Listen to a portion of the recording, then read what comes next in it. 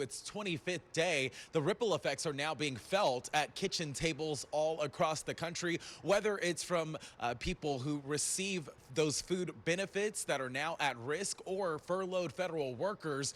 We spoke to local food banks who say demand is noticeably rising, and that's exactly why we now have the California National Guard being deployed at local food banks all across our state and our area here.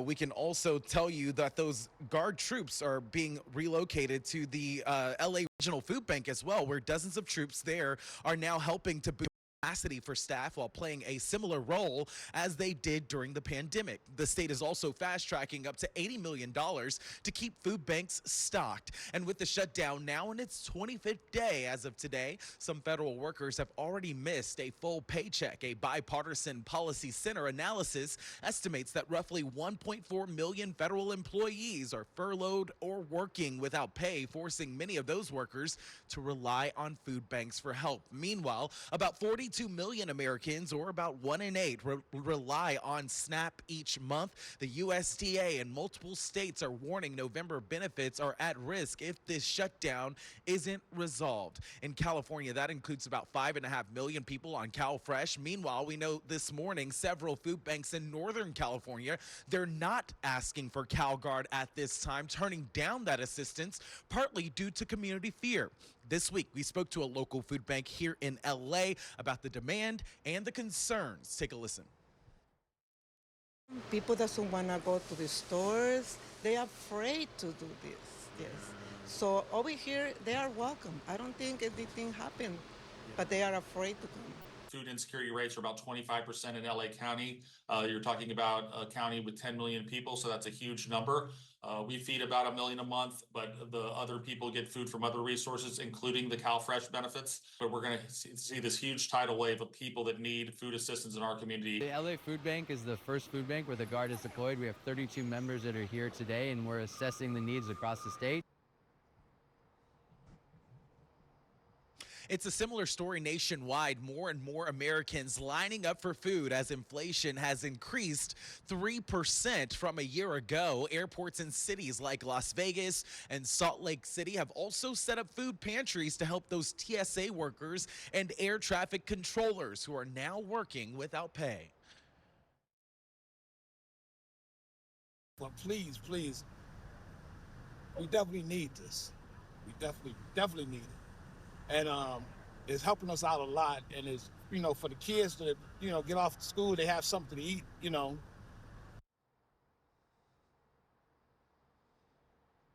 Meanwhile, we can tell you this morning, LA County leaders say they are working to provide an additional $10 million to local food banks across the county to help as they see this rising demand, especially right before the holiday season. That is the latest for now. Here reporting live this morning, I'm Omar Lewis for KTLA 5 News. Omar, thank you. Los Angeles is getting a new fire chief. Mayor Karen Bass has picked Deputy Chief Jaime Moore to lead the LA Fire Department. The 30-year veteran of the LAFD will replace interim Chief Ronnie Villanueva, who has led the department since Bass fired Chief Kristen Crowley from that position after the January wildfires. Moore is a Los Angeles native and proud Mexican-American who currently heads LAFD's Valley operations. As your next chief, I will work to implement strategic changes that reflect what the department needs and what Angelenos deserve. Those changes include preparation for major disasters, including pre-deployment and staffing.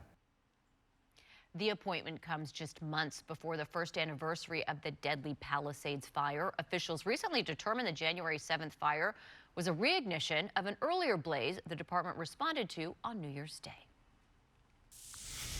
And the UCLA Faculty Association scores a big legal win to release the Trump administration's $1.2 billion settlement proposal.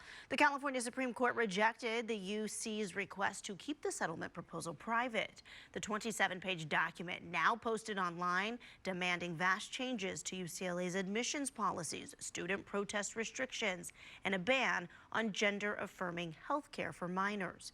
The far-reaching policy, as some would call it, the changes at UCLA are in line with President Trump's vision for changes to higher education. And she's lacing up for a really good cause. Thousands are expected to gather for the Making Strides Against Breast Cancer Walk happening in Santa Monica this morning. Our Erin Myers is live at the Santa Monica Pier with a look at the event, which features KTLA's own breast cancer survivor, Sandra Mitchell. And Erin, I'm always astounded at the turnout. You said 10,000 people expected to participate? Yeah.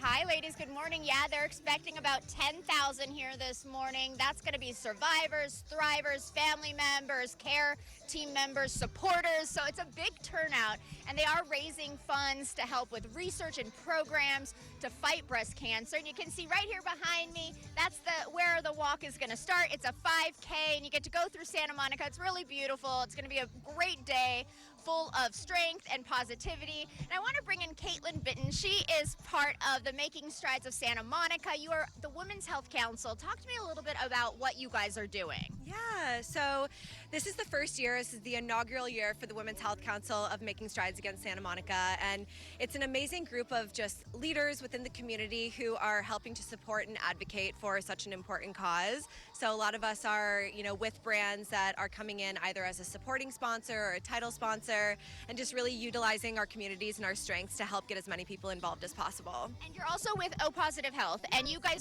came last year for the first time. Talk to me a little bit about your involvement and what you guys do. Yeah, so O Positive is a women's health company. We make vitamins and supplements for key hormonal stages of a woman's life. So everything from PMS, sexual health, pregnancy and conception support, and menopause and beyond. So we're with a woman through so many intimate moments of her life that we really found this was such, just another key moment where we can support her and be there for her through a really sensitive time. And you were here last year, but you're saying too this year is really important to you, for you guys personally. Talk to us a little bit about that. Yeah, I mean, breast cancer touches so many of us, and we have a team member who unfortunately was just recently diagnosed with breast cancer. So we are coming in full force this year to support her and be there for, so many others within our communities that are also affected. And then talk to me about the experience last year for you being out here, because there really is so much positivity. It's a community event, people coming together. Absolutely. I mean, have you done this before? I've been out here several times. The energy is it's electric. There's nothing like it. I mean, there are swarms of people. Everyone is so happy, excited to be here, marching for such an amazing cause. So I mean, just being here, you feel that electricity, and it's just the best way to start a Saturday, to be honest. So we love it. It is the best way to start a Saturday. So I'll put details up on the screen, because there's still time to come out and participate if you would like to. The walk starts at 9:30. You can also go to the website to learn more about what Making Strides Against Breast Cancer does and how you can help. You can donate, you can volunteer. Those are all ways to give back. And So I'm then just back gonna here voice over. live, you can see we're starting to get people out here shortly. So people will be here in just a few. We're starting to see the crowd. And once again, come on out. There's still time. And on that, I'll send it back to you in the studio. Good choice of music blaring out there. Yeah, that's good. It's a vibe. Oh, that's right. A little chapel. We were chatting about stuff. Casey, Yeah. what you got going on in the weather department? Well, it's foggy out there. If you're going to run or walk, you like that for sure. Okay, before we get to the weather, cue the music. There's a really fun event going on tonight. The Whittier Dog Club hosting their first annual Halloween haunted house. It's $10 for entry, $20 if you want to enter your dog in the costume contest. There will be cool swag bags for the first 50 people. Again, this is at Whittier Dog Club. It is on Philadelphia Street in Whittier. The reason I'm telling you about it is because it's a fundraiser for my nonprofit, Fix and Fido. So look, if you have a dog and you have a dog costume and you don't feel like you have enough opportunities to strut your dog's stuff, and you live anywhere near Whittier, tonight, just head on over there. All starts at 5 o'clock, costume contest at 7. Lots of freebies tonight, and of course, fundraising for a good cause. So just look up Whittier Dog Club. All the information is on their social media. And outside that Max Doppler right now still showing us that fog. We just saw this in Aaron's live shot in Santa Monica. This will clear slowly. So for the coastal basin, it will be late morning before we see some clearing from that. 56 currently in Riverside. It's 60 downtown, 64 in Long Beach, and 61 right now in Oxnard. In our air quality, it's good to moderate for most of us today. Gusty winds for those desert and mountains picking up as we head into the afternoon. We'll see winds around 35 miles an hour before they die down overnight. And again, it will be late morning before we see the clearing. And then once the marine layer clears, we'll see those mid to high level clouds moving through the area. I do think it stays a little more cloudy at the beaches than it will for those inland spots. This afternoon, temperatures a degree or two cooler than yesterday. 80 for Santa Clarita, 80 for Van Nuys today, 77 for Burbank, 67 in Hawthorne, 72 for Garden Grove, 79 in Diamond Bar, and 81 this afternoon for Corona. In the next 7 days for the LA Basin, so mid 70s today and tomorrow. We're above average